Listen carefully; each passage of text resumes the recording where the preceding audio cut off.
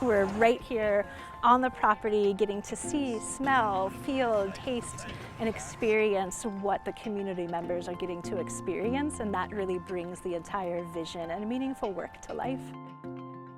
It's very reminiscent of going to summer camp because it's, long days but chock full of things that are very interesting, and there's a lot of learning going on. I think it's a good way to get a holistic view of many different aspects of how organizations can go. You can pick and choose tons of great information that you can apply in your home area. What I take from here is that I'm going to start mapping and measuring what we have now to see how all that green can impact all those very deep injuries we have. Monarch tagging will occur within the next month.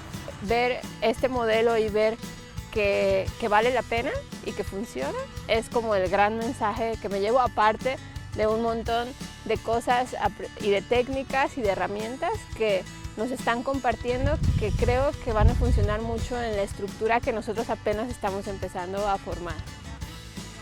The exposure to what we're seeing here makes it possible for us to have complex thought.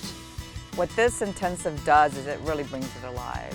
To be able to see the three centers in person, to see the residents and the children and community members actively engaging with the facilities and your staff, it changes everything.